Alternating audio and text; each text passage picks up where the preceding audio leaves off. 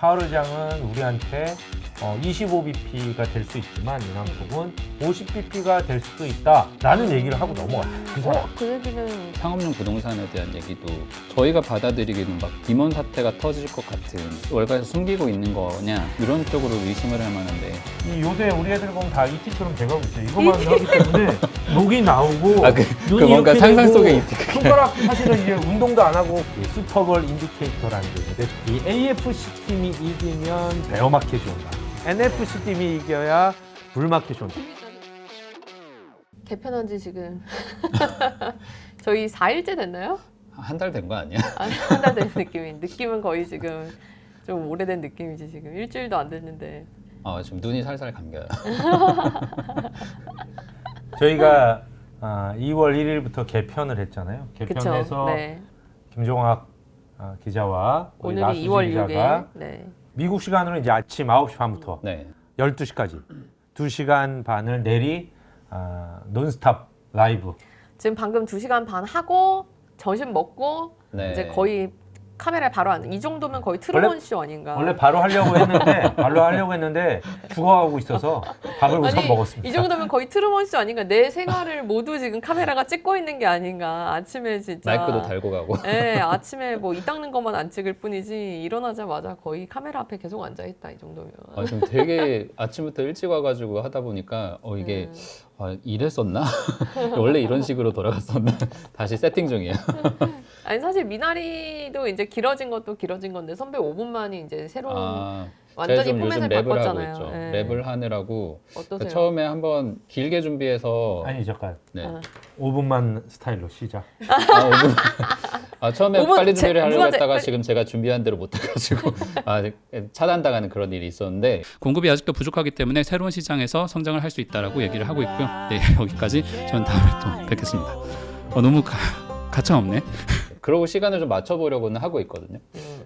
다행히 이제 그 컨셉으로는 저희가 잘 맞춰서 가려고는 하는데 내용이 조금 약하다고 의견들이 좀 있어서 그거는 조금 고민이 됩니다. 하면서도 그러니까 뭔가 충분하게 저도 시원하게 전해드리고 딱 5분이 끝났다 아무리 짧아도 그런 느낌이 들어야 되는데 더 말하려는 순간 이게 딱 내려오니까 어쩔 수 없이 마음이 쫓겨서 그렇게는 해도 처음 반응은 너무 좋아해 주셔서 일단은 조금 더 이걸로 해보고 내용 더 보강할 게 있으면 그때 조금 의견 반영하려고 하고 지금 있어요. 그러면 5분 동안 말을 그러니까 처음에 막 이렇게 잘렸을 때 말고 잘렸을 최근에 말고. 그래도 되게 많이 맞추지 않았어? 그러니까 그쵸. 완전 바로 맞추시던데. 지금은 그러니까 다 덜어내고 원래는 이거 더 말해야 될 거는 싹 덜어내고 그냥 거기에 이제 헤드라인에 한 두세 줄 붙는 정도밖에 말을 안 하니까 그러니까 시간이 조금 남더라고요. 그래서 주저주저 하다가 끝나는 경우가 지금 방송이 생기고 있는데 그것도 좀 아직 적응 단계인 것 같아요. 그것도 민망하게. 미나리는 적응이 되고 있습니까? 2시간 반. 미나리는 근데 생각보다 이게 같이 하니까 조금 더 시간이 빨리 가는 건 확실히 있는 것 같아요.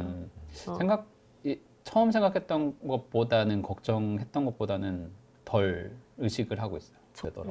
근데 좀 좋은 점은 그거였던 것 같아요. 예를 들어서 저희 그 파월 60분 인터뷰 했을 그거 때 좋았는데. 그냥 완전히 풀 스크립트를 이제 쭉 보면서 여기서는 뭐 이런 맥락이 있었으니까 이 얘기를 한 거고 뭐 이거는 1월 FOMC랑 똑같은 말이고 이거는 조금 다른 것 같고 이거는 이래서 얘기를 한 것 같고 요거를 그냥 하나하나 완전 다 짚어볼 수 있으니까 그냥 좀 미나리는 이렇게 좀 완전히 풀로 봐야 되는 것들을 다루는 좀 그런 거면 좋겠다. 어디서 이런 거를 요약본은 사실은 많이 봐도 기사에서 야마만 뽑아가지고 파는데 그냥 미나리는 이렇게 완전 야마란 아주 고급 용어가 지금 나와. 아우 기사- 너무 고급스럽네. 기자들이 쓰는 말로 핵심을 말합니다. 핵심 그죠? 핵심. 핵심. 핵심만 뽑아서 기사를 쓰니까 지금 미나리는 완전 다 전해드리는 걸로 컨셉을 좀 그렇게 하면 그 풀 스크립트를 나도 봤는데 난 파월 얘기가 나와서 말인데 그걸 보면서 재밌더라고. 특히 저도 재밌게 봤어요 진짜. 파월 의장이 트럼프를 확실히 싫어하는구나. 맞아. 그리고 바이든이 하는 것도 되게 맞아, 마음에 안 맞아, 싫어하는구나라는 맞아요. 게 거기 확연히 드러나는 맞아, 게 맞아. 돌려가기. 그 피지컬 그러니까 계속해서 재정 정책을 하는 거에 대해서 우리 막 긴축 그렇게 하려고 했는데 계속 돈 쓰니까 이거 더 기다려야 맞아요. 되잖아. 이런 느낌이 좀 있었고. 맞아. 그리고 그거는 이제 해야 될 말 중에 하나였죠. 근데 마지막에 어떤 글로벌라이제이션 맞아, 뭐 이런 맞아. 거에 대해서 말은 트럼프에 대해서 확실히 나 트럼프 너무 싫어 이런 얘기를 밝힌 게 아닌가. 맞아요.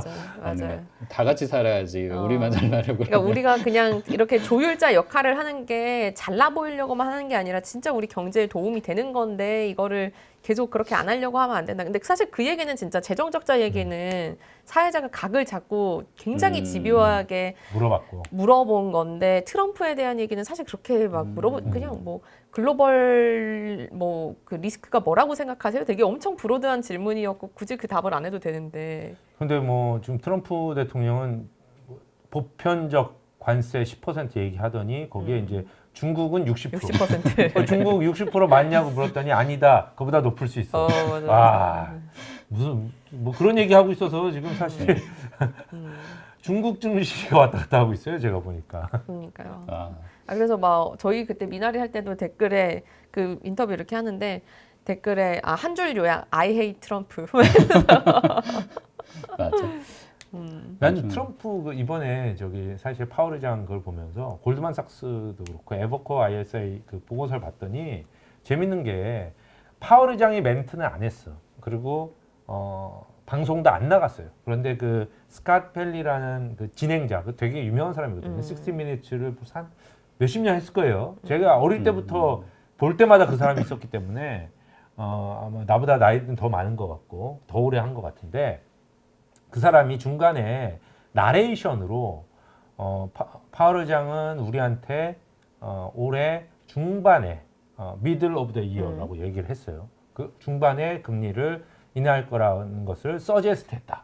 이렇게 얘기를 했어요. 그 파월 의장은 그런 얘기 전혀 안 나왔고 그 사람 자체가 그렇게 얘기를 하면서 또 25bp가 될 수 있지만 인하폭은 50bp가 될 수도 있다라는 얘기를 하고 넘어갔어요. 그 사람이. 그 얘기는 굉장히 그래서 이게 그래서 지금 월가에서 막 설왕설래 이게 도대체 그 사람이 카메라 끈 상태에서 이렇게 비공식적으로 파월 의장이랑 얘기를 하다 들은 얘기냐 아니면 그냥 자기가 한 얘기냐. 근데 이 사람이 사실은 뭐 경제 전문 기자가 아니거든요. 분명히 무슨 얘기를 하다가 들은 것 같아. 그러니까 미들이라고 보면 6월 아니면 7월이에요. 5월은 아니거든요. 그래서 골드만삭스에서 약간 이거를 뒤로 갈 가능성이 있다. 이게 도대체 아마도 에버코아의 사인은 써놨어요. 비공식적인 어떤 대화를 에 기반한 게 아니냐라는 어떤 게스를 했어요. 난 그 두 가지가 되게 재밌더라고요. 그래서 골드만삭스 추정은 이런 거예요. 만약에 5월보다 더 늦게 시작하면 50bp씩 내릴 수 있다는 얘기냐. 급하게 더 급하게.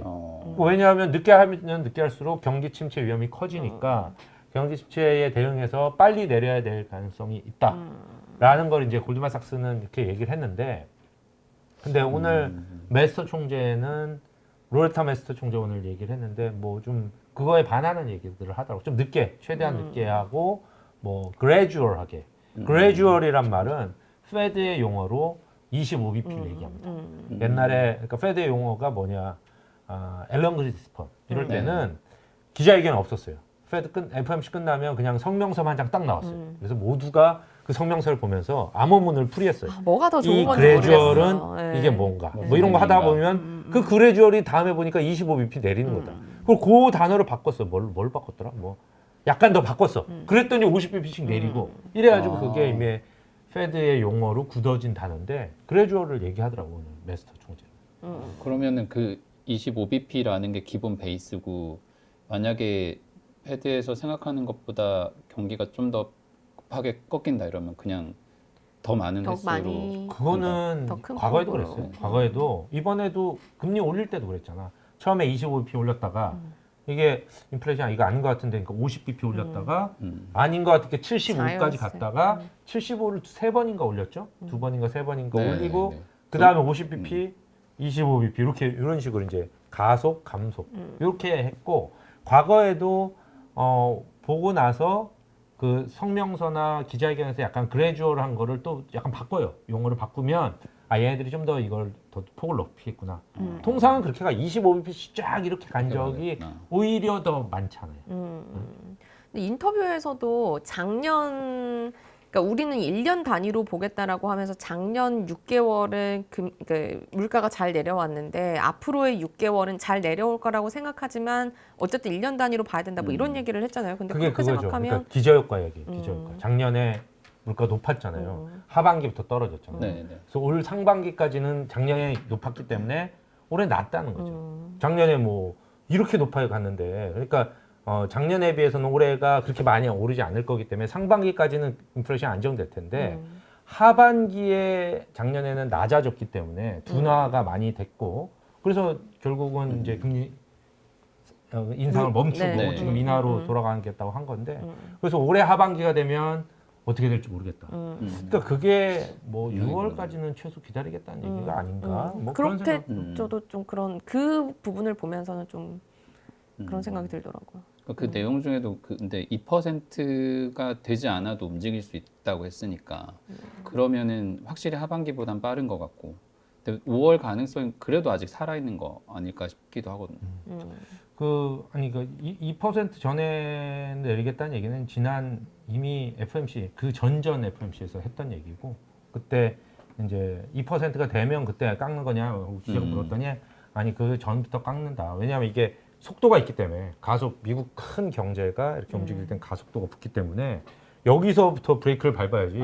우리가 차선이 족인데 팍 이렇게 밟으면 이게 사고가 나잖아요. FMC 사실 FMC에서 내놓은 작년 12월에 내놓은 점도표를 보면 올해 말이 2.4예요. 페드가 물가 그래서 네네네. 벤치마크로 삼는 근원 PC 물가의 목표치가 2.4%입니다. 그러면 뭐 하반기에 내려도 상관없는 거죠. 근데 아마 그 예상이 좀 틀렸을 수 있고 더 빠르게 지금 떨어지고 있고, 오늘 방금 전에 나온 뉴스 봤더니 이 중동 분쟁 하마스가 긍정적인 어떤 약간 진행되는 것 같아요. 휴전 네, 이런 휴전을 거. 두고 그렇게 되면 유가는 좀 더 안정이 될 거고, 사실 유가가 멀쩡히 가만히 있으면 지금 수준에서 안정되면 인플레이션이 다시 이렇게 치솟을 가능성은 그렇게 많지는 않아요. 그런 점에 있어서는 뭐 조금 더 어떻게 빨리 내릴 수 있지 않을까 그런 네. 생각을 합니다.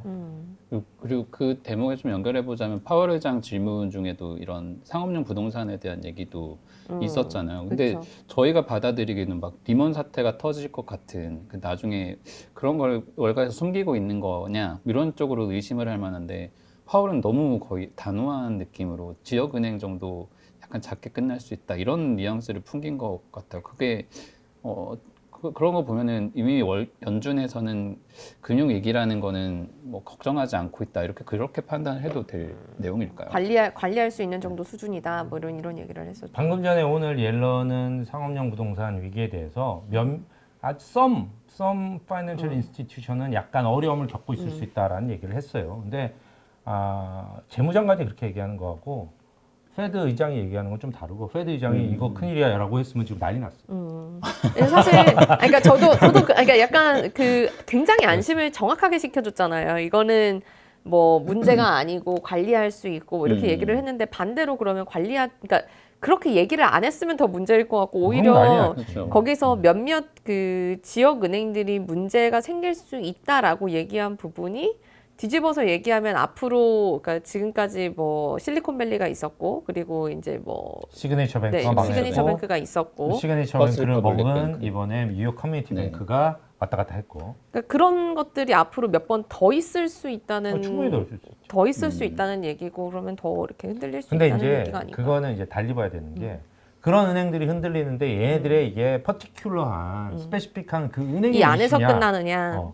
이 은행이 잘못해서 경영을 잘못해서 흔들리는 거, 그럼 뭐 노 프로블럼이죠. 그게 아니라 연준이 보는 거는 이게 시스템 리스크로 가는 거냐, 시스템에서 그러니까 전체 금융 시스템이 같이, 모든 은행들이 같이 흔들리는 이런 거는 이제 연준의 의무 중에 하나인 금융시장 안정, 여기에 완전히 반하는 거고, 금융시장 안정이 안 되면 이제 최대 고용이나 물가 안정 둘 다 이제 흔들릴 수가 있기 때문에 그거를 막는 게 이제 연준의 의무인 거고, 그런 점에 있어서는 이 은행이 진짜 이 특정 은행이 잘못한 거냐, 그게 이제 특정 은행이 잘못한 게 작년에 이제 실리콘밸리 은행 그런 경우였는데, 그게 어떻게 보면 약간 시장에서 공감대가 있었던 거죠. 얘도 망했는데 얘도 망하는 거 아니냐를, 그러니까 시스템 리스크로 전이될 가능성이 있는 게 아니냐라는 걸 하니까, 의심을 하니까 이제 연준이 들어가서 확 덮어버린 거죠. 근데 이번에 그 커뮤니티 뱅크는 지금 월스저널에서 어제인가 오늘인가 아침에 쓴 걸 보니까 페드에서 너 빨리 하라고 했대요. 이게 원래 오늘 이번에 뉴욕 커뮤니티 뱅크가 약간 흔들렸던 거는 지난주에 실적 발표를 하면서 배당 우리가 충당금 왕창 쌓고 그리고 배당을 확 줄였죠. 네, 그거를 70%나 페드가 깎았죠. 하라고 했다는 거예요. 너 지금 이상하니까 너 빨리 그거 다 해. 빨리 그렇게 해. 리스크 조치해라고 관리를 했다는 겁니다. 그러니까 지가 알아서 그 은행장이 나와서 우리가 뭐가 이상해 이렇게 한 게 아니라 시켜서 했다는 거죠. 그러니까 그런 면에서 관리를 모니터링 하고 하는 있다. 관리가 되고 있다는 얘기예요. 그게 이제 거기 카테고리 4에 들어가가지고 어쨌든 감독 당국에 딱 걸려 있는 거니까 그 마이클 바브 의장이 지금 책임지고 있는 잖아요. 거기서 밑에 직원들이 가서 이런 정도 기준은 너네가 맞춰야 되라고 미리 시그널을 줬다라는 그럼요. 거군요. 이걸 아마 배당은 못 줄이면 그걸 못 맞추게 되는 거죠. 그러면 걔네들 진짜 확 망하기 전에 시장에서 망하기 전에 들어가서 정리를 할 수도 있거든요. 그렇게 되니까 경고를 줬겠죠. 그런 식으로. 그러니까 그 은행에서 안 되겠다 싶으니까 지네 이사회를 해서 발표하고 배당 줄이고 어떻게 하겠다라고 발표를 했고 그것 때문에 매출은 흔들렸는데 지금 그 CRE는 사실 금방 뭐가 터질 만한 문제는 아니에요. 이게 굉장히 그러니까 어떻게 보면 생명력 뭐라 그러냐 그 텀이 이렇게 라이프 사이클이 긴 마켓이에요. 그러니까 주식은 하루 단위로 막 움직이잖아요. 근데 CRE는 렌트가 들어가면 10년, 보통 오피스는 5년짜리 계약도 미국은 잘 없고요. 10년짜리 계약이 대부분이에요. 그래서 그 빌딩이 흔들리려면 10년 전에 모기지를 받고 거기고 테넌트들이 10년 계약으로 들어갔는데 그 테넌트들이 나올 때쯤 해서 이제 위기가 갱신하고. 생기는 거지. 그게 이제 그러니까 뭐 테넌트가 이제 돌아가면서 하는 거죠. 그래서 그리고 그 모기지도 보통 5년 뭐 이런 거를 받거든요. 저보다 빨리 하는 것도 있지만 그래서 이 마켓이 뭐 갑자기 흔들렸다고 해서 금리를 올린 게 문제잖아요. 근데 금리를 올린 게 이제 2022년 초부터 지금 2년 됐잖아요. 그러니까 이게 만약에 3년, 4년이 되면 문제가 생길 텐데 아직 2년이 안 됐고 2년이 안 된 거고 그리고 올해 중반부터 내리기 시작하면 그렇게 나쁘지는 않을 거예요. 그렇게 최악의 시스템 위기로 가지는 않을 거예요. 그리고 사실 생각해 보면 이게 부동산으로 손실을 입은 게 문제지만 이게 똑같이 주식으로 손실을 입을 수도 있고 채권으로 손실을 입을 수도 있는데 이제 부동산이 아무래도 그 단위가 크고 또 금리 영향을 많이 받다 보니까 이렇게 혹시 손실을 입었을까 봐 쫓아다니는 거는 생각해 보면 그냥 이 경기 변화에 따라서 특정 은행이나 특정 뭐 운용사나 증권사나 그냥 자기가 투자한 거에 대해서 뭐 손실을 입고 뭐 그렇게 그러니까 손실을 입도록 투자했으면 뭐 그럴 수밖에 있는 거지. 약간 또 이런 생각도 들어요. 그렇죠. 그래서 일부 제가 말하는 건 위기는 없다는 얘기가 그런 손실이 없을 거라는 얘기 아니에요. 이미 많은 투자자들이 손실을 보고 있고 근데 그 손실은 그 투자자의 문제지 그게 금융시장 전체로 가서 막 금융시장 흔들리는 그런 문제는 아니라는 거죠. 시스템적인 위기는 지금 걱정할 게 손실은 아니다. 있어요. 손실은 나타날 거고 그거를 5년, 10년간에 걸쳐서 대부분의 은행들이 이제 천천히 감가상각을 하게 되면 은행은 문제가 없게 되는 거죠. 그리고 사실 손실을 보는 게 맞기도 하죠. 그쵸? 자기네가 이렇게 금리 올릴 거 생각하고 감당하고 가는 투자를 거니까. 리스크 감당하고 투자를 하는 거니까. 근데 그거 관련해서 찾아보니까 모기지 뱅커 협회에서 자료 조사한 게 미국 내 이런 상업용 모기지 만기가 올해 1,170억 달러 규모 정도로 추정이 된대요. 근데 그 중에서도 부동산 투자 회사들이 그냥 떠안고 가거나 사모펀드들의 손실이겠지만 집중되어 있는 지역이 대부분이 맨하튼 아니면 휴스턴 이런 지역들이고 로스앤젤레스, 샌프란시스코 정도가 이제 위험 지역으로 꼽히는 것 같은데 근데 워낙에 돈이 많이 모이는 지역들이니까 그렇기는 한 것 같은데 말씀해주신 것처럼 이런 몇 개 이제 그룹들만 손해를 보는 거라면 뭐 사실 뭐 걱정할 건 아니지만 또 한편으로 보면 그때 공유해주신 그런 블랙스톤 같은 엄청나게 큰 사모펀드조차도 10년 동안 투자해놓고도 원금 손실을 입어야 되는 상황이라고 하면 좀 당분간은 이 시장이 계속 침체가 되어 간다는 게 한 몇 년은 더 가지 않을까라고 그냥 근데 또 예상할 그런 수밖에 것들도 없을 것 있어요. 같아요. 벌써 이렇게 되면 빌딩 값이 싸게 나올 거야 라고 하고 우리 과거에 위기가 온 다음에는 위기 때가 찬스였다 이런 얘기들이 많이 있잖아요. 그래서 이제 저는 사실 작년에 주가가 더 내려갈 걸로 봤는데 주가가 더 안 내려간 건 다들 이게 찬스야 하고 덤빈 사람들이 너무 다들 알고 많아서 있었어. 기다리고 있는 사람들이 너무 많은 거예요. 돈이 많아서 기다리고 있으면서 이 정도 내려왔으면 사야지라는 사람들이 너무 많았기 때문에 과거에 우리 다 경험을 해봤잖아요. 글로벌 위기 때 뭐 닷컴 버블 이런 거 다 이제 회복을 했거든요. 금세 뭐 세계가 망하거나 경제가 망하지 않으면.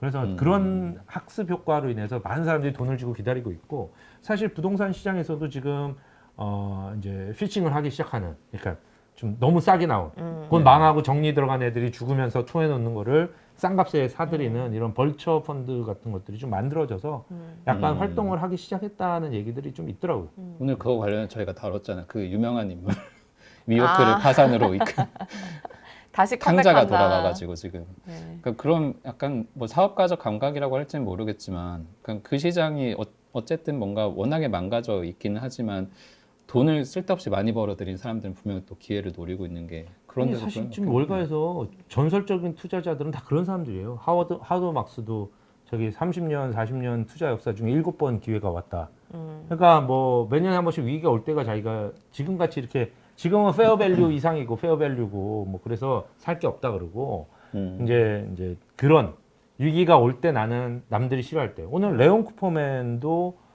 CNBC 인터뷰에서 자기는 지금이 아니라 좀 자기 모두가 싫어하는 그런 주식을 사고 싶어.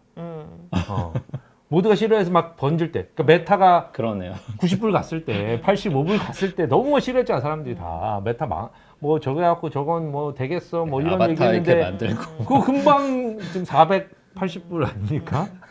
그런 점에 있어서 좀 모두가 그러니까 물론 당연히 그 펀더멘탈이 좋은데 네. 모두가 갑자기 싫어할 때가 있거든요. 테슬라도 너무 좋아했다가 또 사람들이 다 버리고 그러면 기술적으로 사실 그런 공백이 생겨요. 왜냐하면 다들 정리를 하면 다 팔았으니까 통을 그럼 더 이상 이제 바닥이 네. 없거든요. 그런 기회를 노리는 사람들이 너무 많고요. 아까 말했던 하워드 막스도 그렇고 스탠리 드러컨밀러 같은 사람도 위기가 왔을 때 한 방씩 집어넣어서 이걸 쭉 올린 사람이거든요. 위기를 만들기도 했죠 옛날에 영국은행하고 붙어서 같이 영국의 이제, 위기를 만들기도 했고 어쨌든 그런 위기가 왔을 때인데 지금은 위기가 없기 때문에 살 게 없는 거죠. 연착륙에다가 금리도 살살 내리고 어차피 다들 그런 걸 그냥 기대를 하고 그래서 있는 너무 많이 올라간 거야. 그래서 사상 최고치가 이미 온 게 아닌가. 시작도 안 했는데. 근데 그런데 그렇게 돼버리면 사람들은 또 그런 생각하잖아요. 그래서 돈을 못 버는 거겠지만 너무 큰 기회들을 다들 눈앞에 있으면서 너무 많이 오른 것 같은데 주저하다가 다 망해버리고 그 사이에 기술주 막 오를 때 올라가지고 지금인가 또 못 사고 아니, 막 사실 가는 저는 거죠. 그런 생각도 했어요. 옛날에는 이렇게 뭐 사실 글로벌 금융위기 때도 저 이제 대학생이었으니까 뭐 그때 이렇게 투자를 할 때는 아니었고 그때 이제 이런 거를 딱 배우면서 그런 생각을 했거든요. 이런 위기가 오면 나는 이제 돈 번지를 딱 땡겨다가 이렇게 해가지고 난 부자가 돼야지 이렇게 생각했는데 코로나도 있었지. 그럴 때 지금- 돈이 없어요. 그러니까 매그니피센트 세븐 이렇게 날라갔지 생각해보면 쉽지 않다.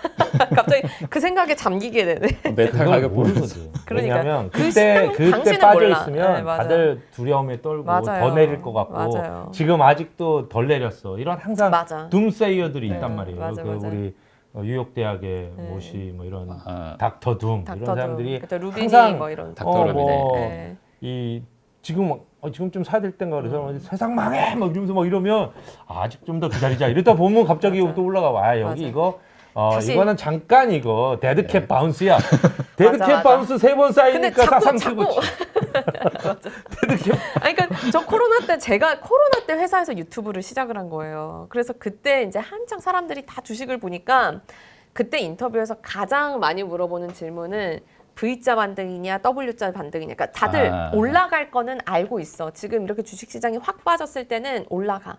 그런데 지금 올라오는 게 W자입니까? 한 번 더 기다려야 됩니까? 아니면 V자입니까? 이거를 계속 이제 그게 제일 화두였는데 이제 W자는 무슨 바로 제가 보면 진짜 그런 의미에서는 저기 한국경제신문을 사서 항상 봐야 됩니다.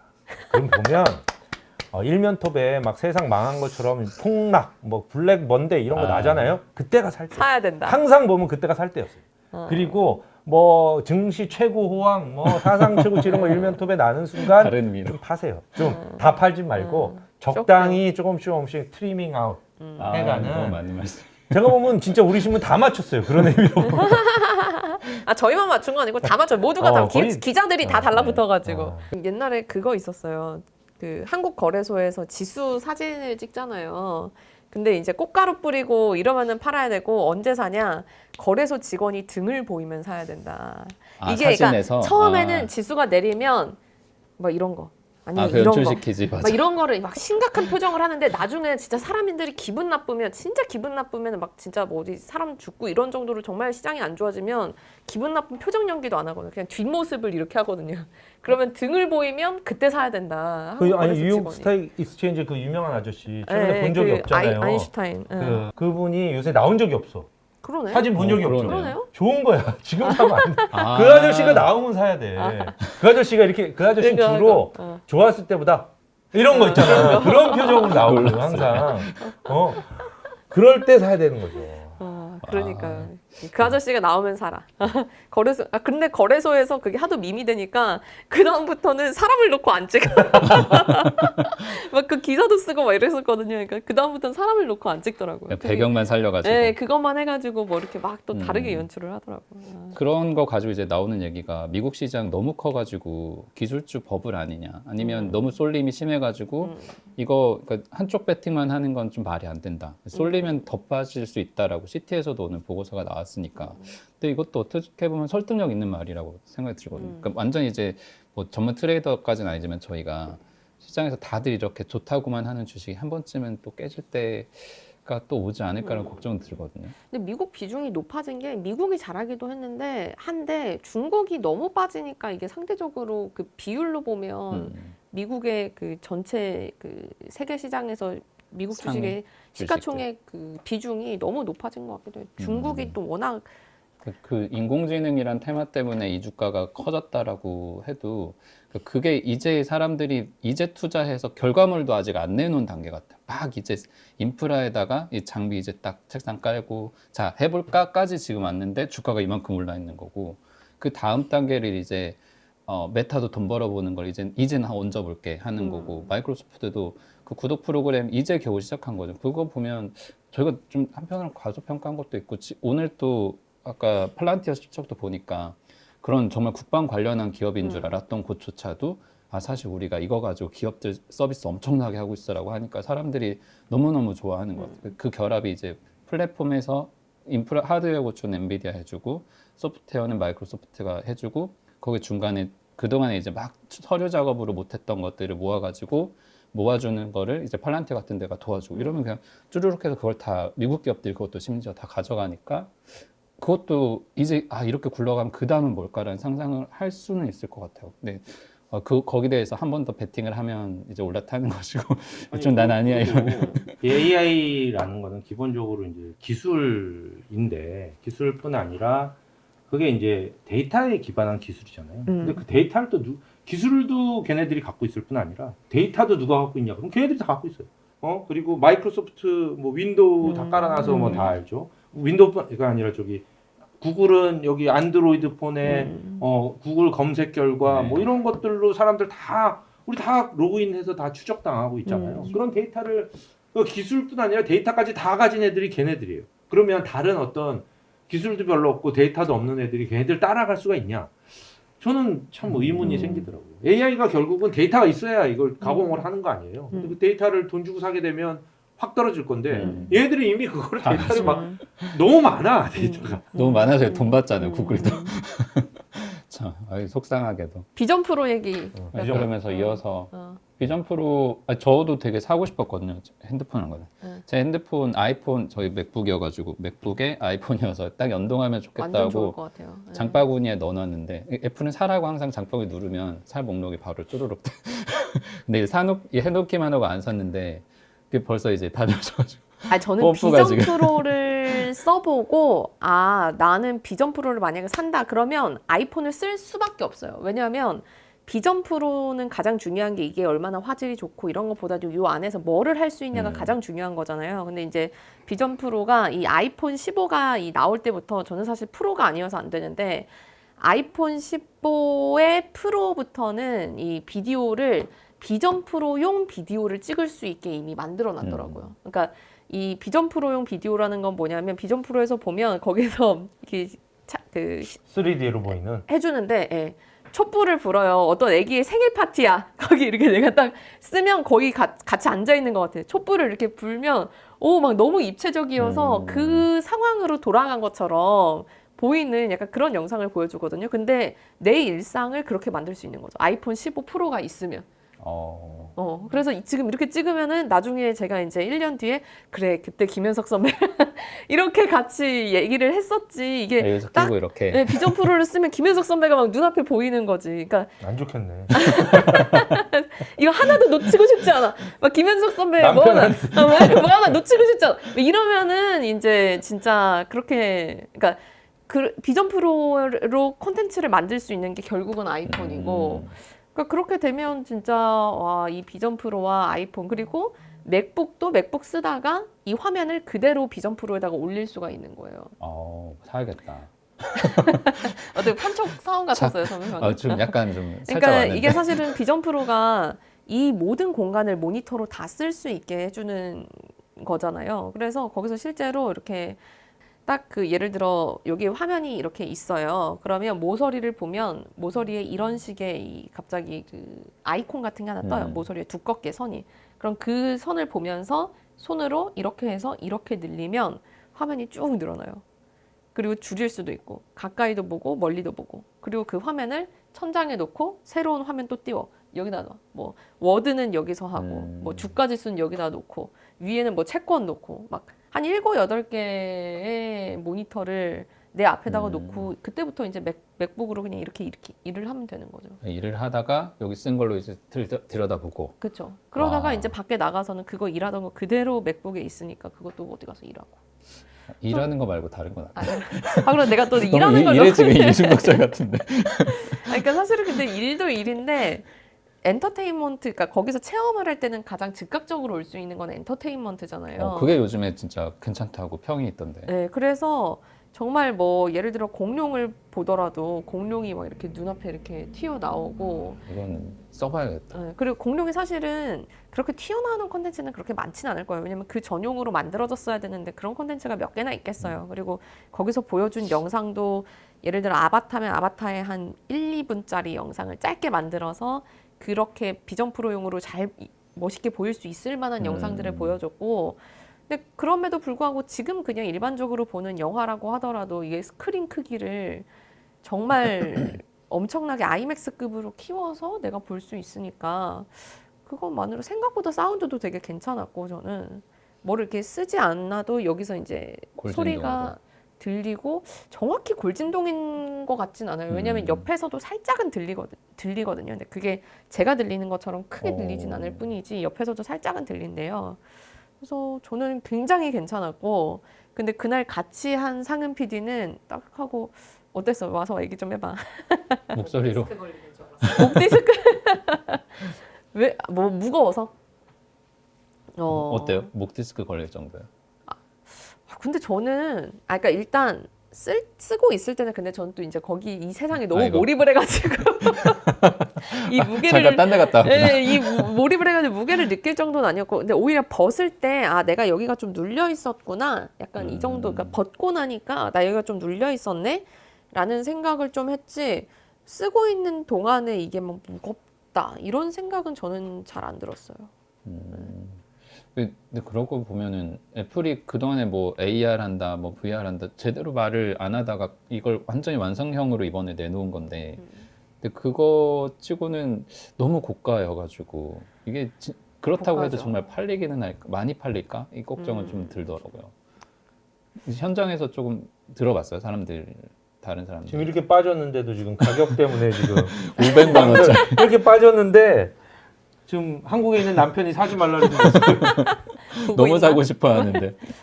근데 500만 원이 진짜 비싸긴 하죠. 근데 확실한 건 이게 2세대, 3세대를 지나면서 보급은 될 것 같아요. 이게 그냥 다만 정말 그 너드들의 어떤 전유물로 있지는 않을 것 같고 아이패드 같은 것처럼 집에 이제 정말 무슨 핸드폰처럼 막 필수품이 되진 않겠지만 집에 한두 대 정도 있으면서 쉐어하고 좀 이 정도는 충분히 저는 가능할 것 같다는 생각이 그게 보면 애플이 그러니까 망해가고 있다는 걱정도 갑자기 막 나오고 아이폰 그거 팔아가지고 중국에 확실히 밀리고 있는데 어떡할래? 라고는 하지만 이게 애플은 나름대로 이 시나리오가 이제 서비스 쪽으로 확 이동하고 있는 그 계기인 것 같기는 해요. 그러고 나서 여기에다 얹을 수 있는 플랫폼이랄 게 결국엔 게임이든 엔터테인먼트든 이런 걸 텐데 그거를 가지고 있는 게 애플 요즘에 발표하는 거 보면 아이폰 발표할 때도 그 세부 이제 항목들도 중요하지만 자기들이 게임에 투자하는 거 엄청나게 광고해요. 그렇죠. 그 아케이드 게임을 자기들 구독으로 하면 돈 더 안 내고 더 생생하고 거기다 이 기계가 이 맥북하고 맞먹는 정도의 성능을 발휘한다. 이걸 유난히 강조를 해서 근데 그거를 요거만 화면으로 보던 걸 갑자기 이거 쓰고 이렇게 즐기게 된다니까 그러면 그 간단한 조작법을 가진 게임 시장은 가져갈 수 있겠네. 이 모바일 시장에서 이렇게 마이크로소프트도 게임 회사 지금 액티비전 사가지고 투자하고 있는데 거긴 콘솔 쪽이고 이쪽 시장은 정말 약간 모바일에다가 가상현실을 결합한 시장을 가져가는 거니까 애플이 이 시장에서 좀 더 파이를 클 수 있겠네. 이 그림을 어느 정도 설계해 놓은 것 같은 생각도 좀 들어요. 그러니까 좀 긍정적으로 보자면 너무 비싸서 걱정이지만. 아니 근데 저는 그 비싼 것도 오히려 초기에는 그러니까 이게 막 가격을 정말 대중적으로 확 낮출 수 있는 게 아니라면 괜찮은 것 같아요. 왜냐면 이미 지금 그 인스타그램 릴스 같은데 보면 이 비전 프로를 쓰고 막 걸어다니는 사람들 되게 막 릴스 나와요. 근데 그거 자체가 그래 너는 약간 얼리 어답터고 뭔가 이 비전 프로라는 어떤 뭐랄까 사치제는 아니지만 약간 뭐 그렇다고 명품도 아니지만 우린 살 수 없지만 너는 네, 약간 샀구나. 그런 식의 이제 이미지를 가져갈 수 있으면서 그러니까 나중에 정말 뭐 나중에 됐을 때 그거를 반값으로 낮춘 어떤 다른 시리즈를 내놓을 수는 있겠지만 지금 초기에 이렇게 비싸게 이미지를 가져가고 그게 사람들이 다 갖고 싶어하고 궁금해하고 약간 그런 걸로 만든 것도 저는 마케팅 또, 효과 네. 측면에선 엄청난 선택이죠. 네, 저는 그래서 애플이 참 잘했구나라는 생각이 들었어요. 이번에 딱 써보고 아 정말 이 비전 프로를 하나를 사면 그러니까 그 전까지는 애플의 생태계라는 거에 대해서 제가 잘 감흥을 못 느꼈거든요. 저는 그 이것도 노트북도 삼성 거를 쓰고 이제 다 기기가 나눠져 있으니까 근데 비전 프로를 써보고 아 진짜 이런 게 있으면 나는 애플 기기를 다 활용하면 너무나 쉽게 내 생활이 어떻게 될지가 상상이 되는 거예요. 그래서 이런 게 저기구나. 애플의 생태계에 빠져든다는 거구나. 이걸 좀 생각을 했죠. 아무튼 그런 면에서는 이 하드웨어 기반으로 성공하기도 했지만 그거를 얼마나 마진을 남기는지가 또 이제 여기 선수니까 애플은. 근데 또 하나는 저는 애플 거 쓰지만 그럴 때 좋아요. 그 뭐 비디오 하고 만들고 애들 거 보여주고 할 때는 좋은데 아 이거 비싼 게 너무 비싸게 줬다라는 생각 좀 들어서 가끔 후회하거든요. 그러니까 이 정도면 그냥 생산성 기기는 너무 좀 더 단순한 걸 써도 될 아니, 텐데. 애플이 마진이 50%니까 그러니까 원가에다가 자기네들 마케팅 비용 완전 확 쓰고 남는 돈이 그러고 나서도 50%니까 50% 이게 니까. 원가는 1,000불 주고 맥북 그쵸. 샀으면 원가는 이건 400불인 거지. 300불이나 그러니까 200불 이게, 정도 하겠지. 200불에 300불. 그러니까 여기에 이제 자판 디자인 바꾸고 약간 뭐 칩을 바꿨다. 그러면서 이제 가격이 확 올라가는 거니까. 그러니까 이거 너무 비싼데. 근데 살 수밖에 바를 만드는 거니까 바를 만들어서 살 수밖에 없게 만드는.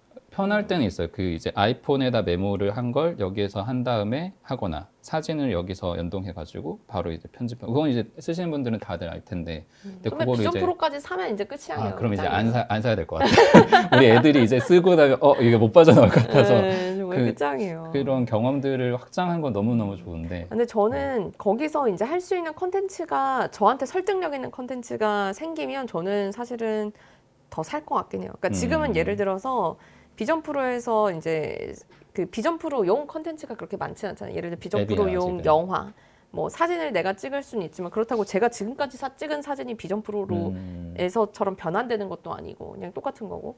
그래서 그런 비전 프로용 게임이라든지 비전 프로용 그런 3D 영화라든지 그렇죠. 뭔가 그런 게 좀 많이 나오면 더군다나 이제 제가 열광하는 예를 들어 게임이 뭐가 이렇게 정말 닌텐도의 그 비전 프로용으로 나왔다. 그러면은 바로 사죠. 바로 사죠. 그러니까 약간 그런 컨텐츠나 좀 이런 부분들이 지나가면 확실히 저 같은 사람들도 더 사고 그렇게 될 것 같아요. 근데 게임 회사들이 그렇게 손잡아가지고 예전에 그러니까 소니에서도 그런 걸 시도를 해봤지만 그렇게 성공적이진 않았잖아요. 좀 그 부분은 완전히 이렇게 접근하는 방식이 너무 달라서. 그러니까 기존에 있었던 게임을, 그러니까 사실은 이 컴퓨터 게임의 잘 만든 컴퓨터 게임이라는 게 뭐냐, 잘 만든 모바일 게임이라는 게 뭐냐, 그러니까 그런 거를 한 번씩 이렇게 원형을 보여주는 게임들이 나오고 그 다음에 거기서 이런 출발해요. 거구나 또 이렇게 비슷한 걸 만들고 뭐 이렇게 되는데 이 VR 게임도 약간 그런 식의 한번 대박을 터뜨리는 이 VR 게임은 이렇게 만드는 거다, 이렇게 하는 거다. 그러니까 기존에 있는 거를 단순히 3D 게임으로 만드는 게 아니라 완전 조작부터 게임 진행 방식부터 이렇게 이걸 써야만 즐길 수 있는. 다 달라지는 게임이 이제 그런 컨텐츠를 누군가 만들고 이제 그렇게 즐길 수 있는 컨텐츠가 또 나오면 또 시장이 확 커질 수 있지 않을까. 그러니까 아직까지는 그런 게 없는 거죠. 단지 이 컴퓨터 게임을 뭐 3D 정도로 만드는 정도로는 만족스럽지가 않은 거죠. 나는 그런 걸 보면서 이게 분명히 지금은 이제 하드웨어적인 어떤 아직은 디펙트가 있겠죠. 좀 약점들이 있는데 써야 되고 무겁고 뭐 아직 컨텐츠도 없고 근데 뭐 시간이 흐르면서 그런 거는 해결이 맞아요. 될 거예요. 네. 기술적으로. 근데 그러면서 저는 약간 인류가 이거 자기 무덤을 파고 있는 게 아닌가라는 생각이 드는 게 영화를 보면 이 레디 플레이어 원이라는 영화에 이미 나와요. 이거 그쵸. 쓰고 우리가 거기서 다 거기서 하잖아. 게임하는 거. 그러니까 사실 실제 생활에서 밥 먹고 뭐 이런 것들은 부차적으로 아주 귀찮은 일이고 나머지는 거의 자기는 완전 몰입해서 여기에 이 어떤 메타버스 현실에서 사는 거죠. 근데 그 영화를 만들었던 스티븐 스필버그가 맨 처음에 만들었던 영화가 E.T.잖아요. 근데 E.T.를 보면 그게 이제 나는 미래를 예견한다고 보는 거예요. 왜냐? 이 요새 우리 애들 보면 다 E.T.처럼 돼가고 있어요. 이것만 하기 때문에 목이 나오고 눈이 뭔가 이렇게 상상 되고 속의 E.T. 손가락 사실은 이제 운동도 안 하고 걸어다니고 이렇게 다 이렇게 배 먹으니까 배는 나 이렇게 하고 그게 E.T.더라고요. 나중에 보니까 애들 다 요새 목이 이렇게 나와 있잖아요. 목이 원래 이렇게 돼야 되는데 이렇게 돼 있어요. 머리가 갑자기 이거. 목 폈어 지금. 그래서 이게 스필버그가 나중에 이런 상황을 생각을 해서 그런 E.T.를 만든 게 아닌가라는 생각도 얼핏 하면서 그리고 영화가 어떻게 보면 좀 사람들이 어떤 상상력의 끝판왕이기 때문에 거기에 모든 것들이 다 나오는데 그 중에 한 영화가 또 매트릭스 아니에요? 그쵸. 지금 보면 다들 이제 이런 몰입되는 이런 메타버스 이런 데 살고 싶은데 거기에 대한 한계점 중에 뭐가 있냐면 그게 이제 인체로서의 한계예요. 그러니까 눈이 뭐 불편하다든지 뭐 아까 소리가 뭐 들리고 뭐 이게 목이 아프고 눈이 분명히 이거 몇 시간 쓰고 있으면 눈이 안 아플 수가 없거든요. 그러니까 그런 것들을 결국은 이걸 기술적으로 타개하려면 결국 매트릭스처럼 여기 구멍 뚫어서 이렇게 꽂고 뇌에다가 직접 누워서 직접 그냥 지금 이미 쏘는 뉴럴링크. 거죠. 쏴서 뉴럴링크 이런 거지. 칩 쏴서 하고 있잖아요. 그거를 일론 머스크 하는 게 다 그런 미래의 과학들이고 사실 그렇게 되면 결국은 이제 뭐 어떤 그 총 쏘는 게임 같은 거 하고 싶다. 그러면 총 맞았을 때 막 아픈 통증 느끼려면 결국은 이제 안마체어 같은 데 들어가서 캡슐 닫고 여기 꽂고 이렇게 있다 보면 이제 결국 매트릭스 스스로 우리가 매트릭스 들어가서 이렇게 가만히 이렇게 되는 세상이 오는 거 아닌가 점점 더 왜냐하면 사람이라는 건 원래 인터랙션을 이제 이렇게 실생활에서 하고 운동도 하고 뭐 사람들을 만나고 그래야 되는데 결국 그렇게 되면 이 안에서만 만나게 될 거죠. 이게 훨씬 재밌겠죠, 당연히. 우리 실제로 만나는 것보다 이게 훨씬 그러니까 연애를 안 하는 거잖아요. 연애보다 훨씬 재밌는 게 더 많은데 이쪽에 게임도 많고 그러니까 연애를 할 필요가 혼자 살아도 없죠. 되고. 혼자 살아도 되고 근데 이게 그런 세계로 점점 더 가까워지는 게 아닌가. 난 약간 그런 점에서 이거 전 세계 1등인 애플이 사람들 돈을 다 뜯어 모아서 그걸 개발을 해서 결국 이게 어떤 세계로 갈까라는 데 대한 어떤 불안감이 약간 생겼어요. 아니 근데 또 그 안에서 사람들이랑 이제 예를 들어 이제 거기 이번에 나온 것 중에 이제 나의 페르소나 이렇게 3차원 그걸 만들어서 이제 다른 사람이랑 얘기하고 뭐 이런 거잖아요. 그게 그래서 매트릭스가 그런 걸 다 해주는 게 AI인데 AI가 어느 날 애들이 다 사람들이 다 이거 쓰고 캡슐 안에 들어가서 자고 이러고 있는데 얘들 내가 왜 이거 먹여 살리고 있지 이런 생각을 할 거 아니에요. 그러면 이제 걔네들 다 정리하고 좀 에너지 남길 거 남기고 그게 결국 매트릭스. 그래서 걔네들 아니 근데 저는 또 항상 그 미래는 또 모두가 걱정을 많이 하고 하지만 이게 또 긍정적으로 흘러간다고 생각하기 때문에 막 옛날이 좋았지 막 뭐 이렇게 따뜻하고 사람들 간에 그래서 그런 저는 그런 건 의미에서는 없는 거지. 지금이 좋아요. 저는 사실 지금이 최고야.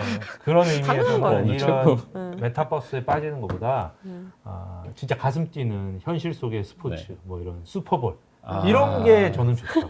오 자연스러웠다. 자연스럽다. 자연스러웠어. 이런 가상현실이 아니라 기가 진짜 막힌다. 리얼한 땀 흘리는 이런 액션. 자연스러웠어.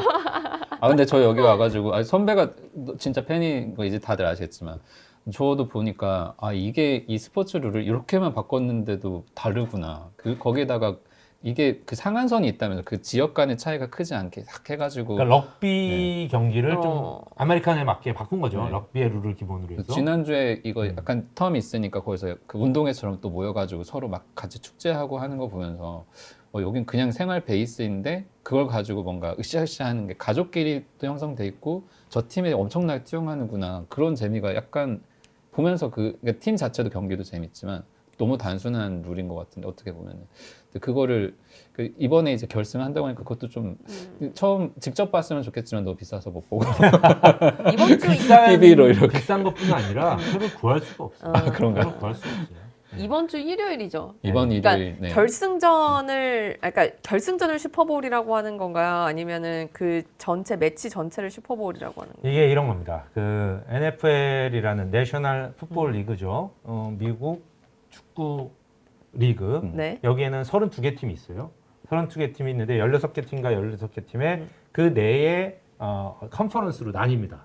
그게 AFC, 아메리칸 풋볼 컨퍼런스, AFC, 네. NFC, 네. 내셔널 풋볼 컨퍼런스 이렇게 있어요. 이게 옛날에 풋볼도 이제 시작을 해서 뭐 여러 가지 있다가 결국은 뭐 몇 개 합병하고 얘네들 다 그런 거거든요. 그러면서 이제 만들어진 거예요. 그래서 2개 컨퍼런스가 있고 이 얘기가 나온 김에 하면 지금 이번 16개 팀에서 AFC 챔피언이 캔자스시티 칩스라는 팀이고 NFC의 챔피언이 샌프란시스코 49ers. 이 두 개 팀이 둘이 붙는 붙는 게 슈퍼볼이에요. 아 그게 슈퍼볼이에요. 양대 그 결승전이 리그에 슈퍼볼. 그게 경제 아. 그 근데 사실 이게 네. 되게 재밌는 게 아까 김종학 씨가 잠깐 말했지만 이 풋볼 경기는 한 해 몇 경기를 하지를 않습니다.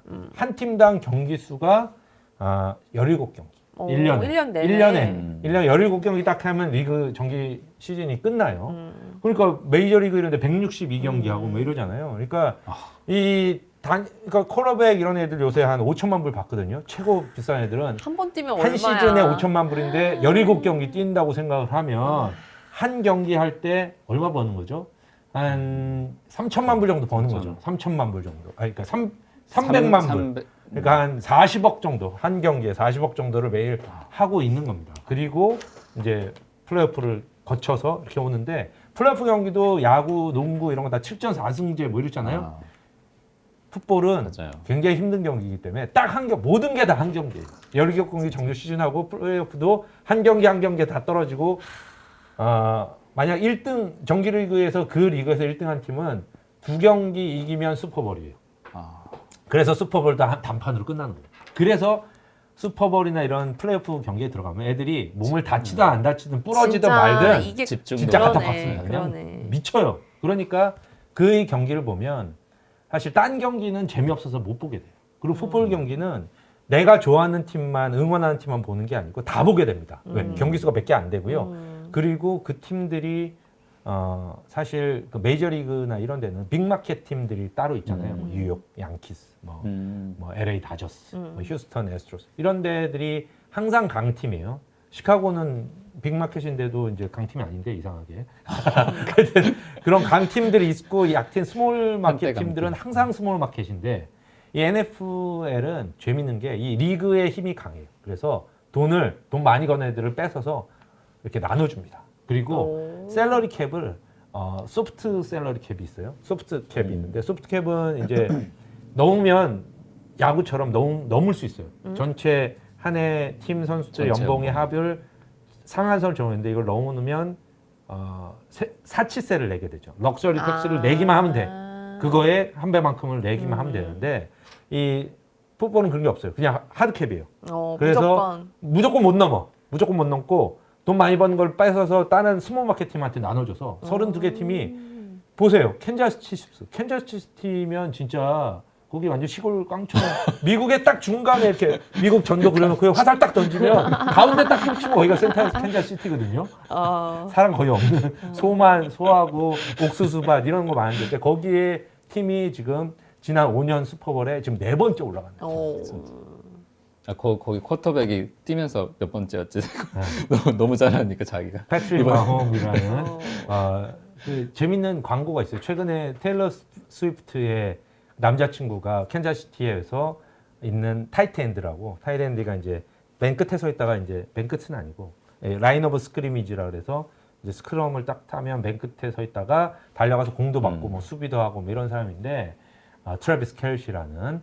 근데 둘이서 이제 보험 광고를 찍거든요. 패트릭 마홈과 트래비스 켈시가. 근데 이 미국의 가장 큰 보험 시장 중에 하나가 오토, 자동차고요. 두 번째 비싼 게 집 보험. 집이 여기는 집이 싱글하우스가 많고 뭐 화재, 뭐 토네이도, 뭐 홍수 별게 다 많기 때문에 집 보험이 굉장히 중요한 건데 이 둘을 네이셔널 어디더라? 스테이트팜이라는 회사에서 둘을 모델로 해서 보험 광고를 찍는데 하필이면 그 이름이 마호메즈의 마홈이거든요. 이걸 이제 영어로 보면 그러니까 마호메즈죠 옛날로 하면. 근데 이게 영어로 하면 마홈이거든요. 그러니까 얘가 마이홈. 그러면 이제 얘는 집보험. 그래서 켈시한테 너는 이름을 앞으로 마오토로 바꿔. 마홈의 마오토. 이런 광고도 있었어요. 괜찮다. 그때 켈시가 왜 나는 이름을 바꿔야 돼? 덩치가 이만한데. 막 징징대고 있는데 저쪽에서 동료가 마오토 빨리 와! 이러는. 언제 바꿨어? 귀엽네. 이런 재밌는 광고도 있었어요. 이번에 슈퍼볼을 하면서 AFC 팀하고 NFC 팀이 있잖아요. 그 팀 중에 이게 스탁마켓이랑 연결이 돼 있어요. 그래서 이 슈퍼볼 인디케이터라는 게 있는데 1978년부터 나왔는데 이 AFC 팀이 이기면 베어마켓이 온다. NFC 팀이 이겨야 불마켓이 온다. 재밌다. 이게 찾아봐야겠다. 과거 한 40 몇 년 동안에 하여튼 거의 확률이 굉장히 40번에 30번 이 정도 확률이 높대요. 그리고 작년에 캔자스시티 칩스가 이겼었어요. AFC 팀이잖아요. 작년에 베어마켓이었잖아요. 그러다가 마지막에 10월에 딱 찍고 이제 불마켓으로 바뀐 거죠. 그런데 올해 또 캔자스시티 칩스가 이기면 이게 갑자기 불마켓이 베어마켓이 되는 건가에 대해서 약간 의문이 생기긴 하지만 어쨌든 거기에 따르면 지금 올해는 샌프란시스코 이기는 게 저희한테 낫지 않을까? 네. 아니죠. 돈 벌기에는 언제 온다? 떨어질 때 온다. 지금이군요. 지금이다. 그런 게 있습니다. 네. 그리고 오늘 아침에 봤더니 모닝스타에서 이거는 솔직히 그냥 재미로 하는 거고. 재미로 하는 건데 모닝스타에서 이제 얘기했죠. 이 슈퍼볼 광고가 되게 비싸잖아요. 올해 맞아요. 30초 700만 불까지 올라갔는데 700만 불을 그 보통은 광고 한 번 때리는 게 아니고 몇 번 하거든요. 그러면 돈을 몇 천만 불 쓰는 거죠. 경기가 흐름이 짧으니까 광고가 계속 나오고 계속 교체가 되더라고요. 굉장히 광고가 많습니다. 그래서 이제 하는데 이 광고 나온 회사들 중에 우량주를 찾을 수 있다. 옛날에 그러니까 뭐 데뷔하는 회사가 이거 하면 이 회사가 막 뚝뚝 커지고 이런 회사들이 좀 있긴 있었어요. 물론 FTX 이런 애들이 광고 많이 했다가 한번 그랬었죠. 버블 때문에 이렇게 한 경우도 있지만 그래서 모닝스타에서 쫙 보니까 대부분은 그 슈퍼볼 이번 광고주들을 쫙 소팅을 했더니 대부분은 이제 페어밸류거나 오버밸류 돼 있는 회사들인데 자기네 보니까 언더밸류 돼 있는 회사가 3개 있더라. 라고 이제 보고서였어요. 그래서 3개인가 뭐가 봤더니 아노이즈 오브 시인베. 떨어진 이유가 있어. 네. 작년에 있는데, 버드라이트 마케팅 실패로 박살났죠. 그래서 싸다는 거예요. 근데 이 회사는 망할 회사는 아니죠, 당연히. 사람들이 술을 안 먹기 전에는 여전히 유통 1위고. 두 번째가 폭스바겐.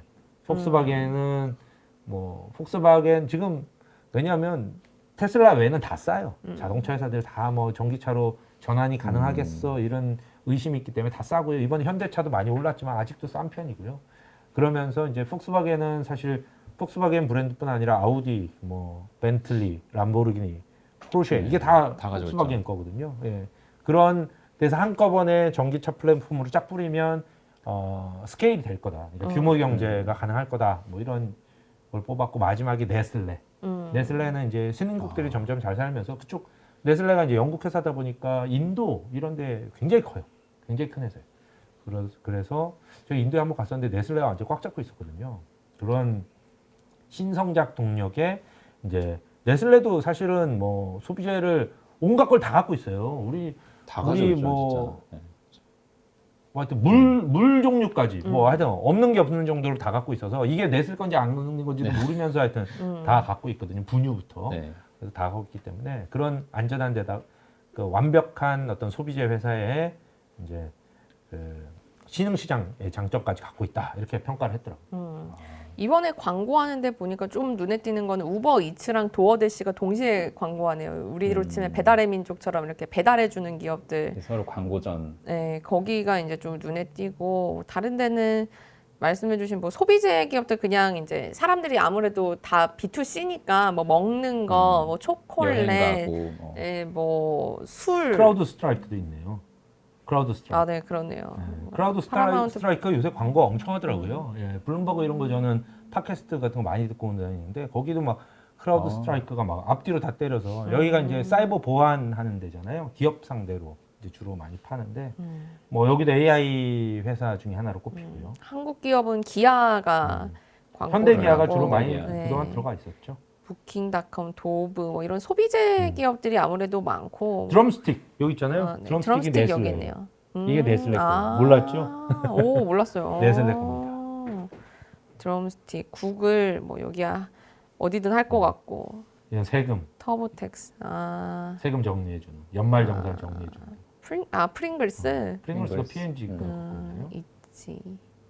초콜릿 뭐 다 그런 거. 쿠어스나이트, 도요타 뭐 이런 곳들이네요. 유나이티드 에어 왠지 저평가됐을 것 같은데 밸류가 그렇게 좋지 않을 것 같은데. 아 유나이티드 에어는 우선 타보면 좀 진짜 어쩔 수 없이 타기 때문에 미국에서 항상 악평이 있는. 이 월셔널에서 미국 항공사들 평가를 쭉 해요. 근데 진짜 국내선 타면 막 화나는 적이 너무 많거든요. 한 3번 타면 한 번은 무조건 연착돼요. 제가 여러 비행기를 타보면 역시 델타가 그래도 제일 낫고요. 월셔널에서도 맨날 델타가 지금 7년째인가 델타? 1위 하고 있어요. 예. 하여튼 델타 외에는 별로 마음에 드는 회사가 없어요, 사실. 스피릿 이런 데는 아예 안 치시는군요. 아, 저가 같은 스피릿은 안 치는 게 아니고 스피릿은 블루젯 저 밑에가 이런 데. 있습니다. 젯블루가 꼴찌 거의. 제가 제블루 뭐. 스피릿 이런 것만 타고 네. 다니는데. 네, 그쵸. 그게 싸거든요. 지금 제플로 타고 오늘 안 오시는 분 여행 가셨는데. 아주 그쵸. 싸.